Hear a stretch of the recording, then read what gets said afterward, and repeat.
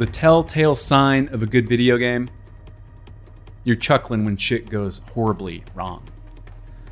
And Scavengers is the first game in a big Battle Royale scale environment to pack all the juicy, chaotic variables in to ensure that most outcomes, failures or not, are funny or surprising. Just don't get too used to calling it a Battle Royale game. It's more of a Tarkov in a friendly, more accessible skin. In a 60-player server on a massive map, you've got winter storms, enemy NPCs, and Far Cry style fortresses with mini bosses and goodies to steal.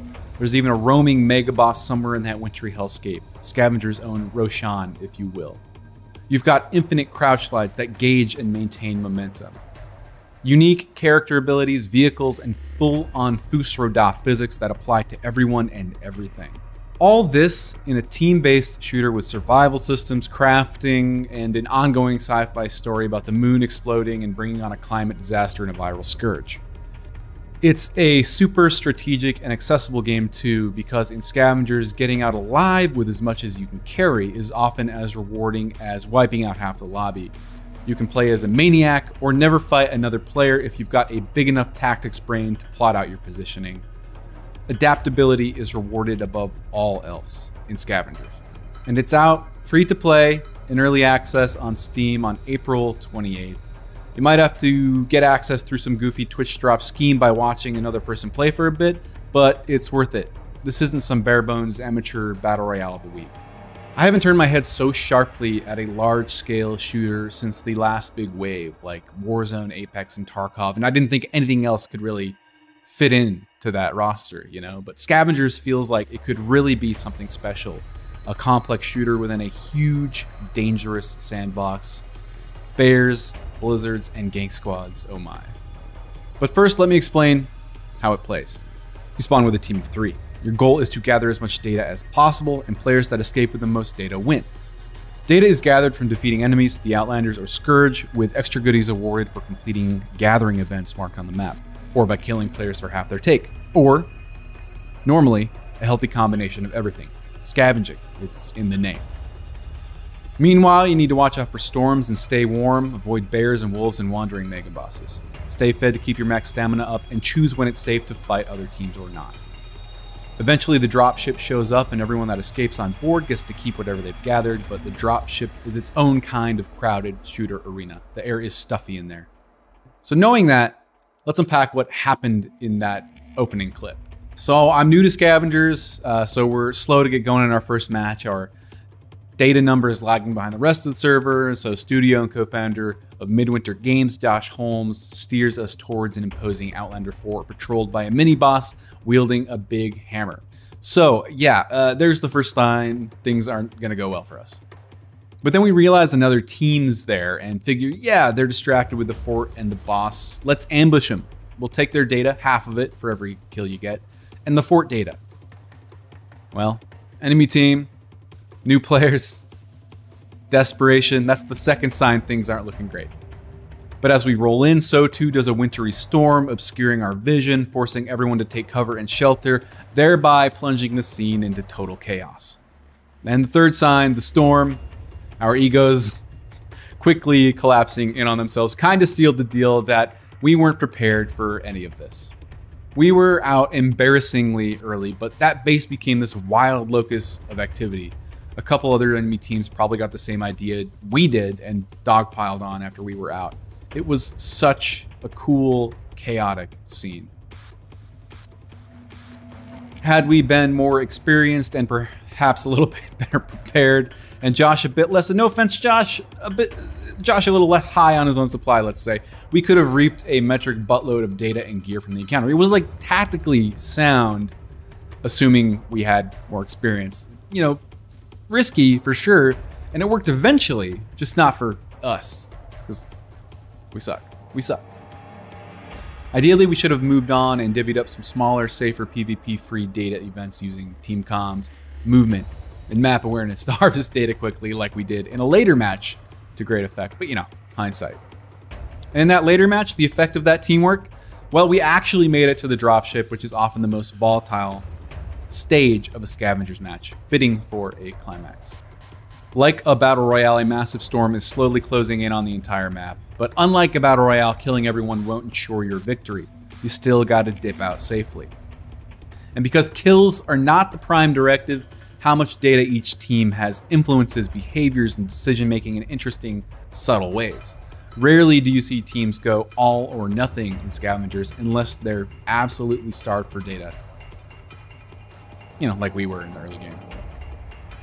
So diving into the ship isn't necessarily a great idea right off the bat. First, you need to open a door, and that's a clear signal to other teams that someone is either on board or nearby. And once you're in, it's a dark, stuffy environment, almost like a Quake map shrunk down for toddlers. So we decided to pop open a door, a little misdirection here, some 4D chess, then hide at a nearby outpost. Why tell the remaining teams exactly where we were in the first place, you know? Better to let the data-starved whittle one another down and then safely board. And yeah, in the end, camping out in a fort nearby to let the remaining teams pick away at one another was a better call. Teams came from every direction, so we ended up hiding in a tent while other teams literally walked right over us. It was tense. Man, games rile me up. It was such a cool moment, like I was in a movie, you know? Being stalked, being hunted, like a heist we were just about to get away with. So after letting the other teams duke it out and the timer run down, Josh popped his character special, a buff that juices your team speed as long as you're running in its tracks, and we sprinted around the side of the ship we hadn't seen any teams approach from. And we got out safely, but we slipped a second, you know? Our data lead wasn't big enough to keep the lead over a team that managed to clean up the scraps from a more data-starved team shootout. The one we've been ignoring while chilling in our lovely little base in our tent. Our cute little tent. I'll miss it. But I love that.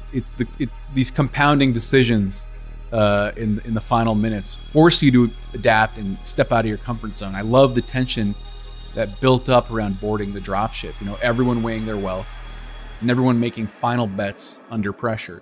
You know, things can change wildly in those final moments. Everyone's got a blue shell. You know what I'm saying? And unlike, you know, for us, unlike our all-out Leroy Jenkins style tactics from the earlier match, we were too conservative in the end. We didn't adapt. Too cozy, you know? But all these regrets kind of point out why I love what Scavengers is going for. You know, besides the many avenues for shit going south, all of Scavengers variables create as many paths for success. It's that adaptability, you know? That's where the money is. And I was kind of grateful to lose in that first match because I got to watch how the pros got it done.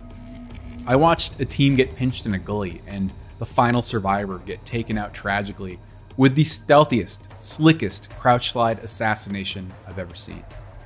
I saw a true scavenger, the last person left on their team, use their character's invisibility cloak to harass another team on a data gathering point with grenades, softening them up with the hopes for a last second poach.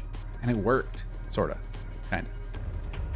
The mind game and sick play potential is off the charts, and I love how Scavengers has my mind turning over with potential strategies and team comps in ways other big multiplayer games rarely do. It's kill or be killed in those. And in this, kill if you want, kill if it makes sense. So for someone like me who's worn out on the Battle Royale fixed meta of the week, the people like me tired of the same old race to chicken dinner who are equally off-put by the complexity and unforgiving nature of games like Tarkov and Hunt Showdown, which mad respect to these games, love these games. Scavengers feels like something I could play and improvise my way through after taking a few weeks off, you know, without top tier reflexes and without up to second map update or meta knowledge, you know. I can use my wits to get through it. That's cool. That's cool to me, you know?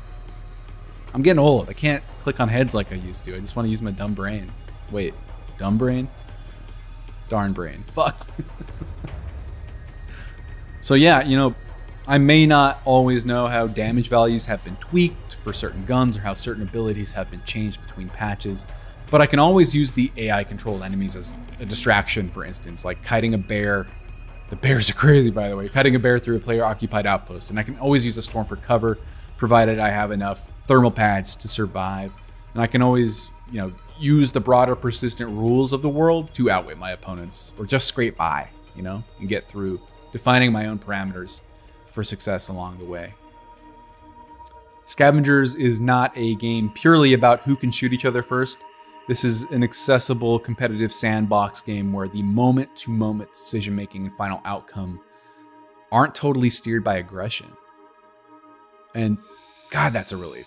You know, outsmarting and outgunning your opponents are equally rewarded in Scavengers. And to see it work in a very familiar, appealing format like this, something a long-time PUBG or Apex or Fortnite player can just glance at and immediately read and understand and get into, that's pretty rad.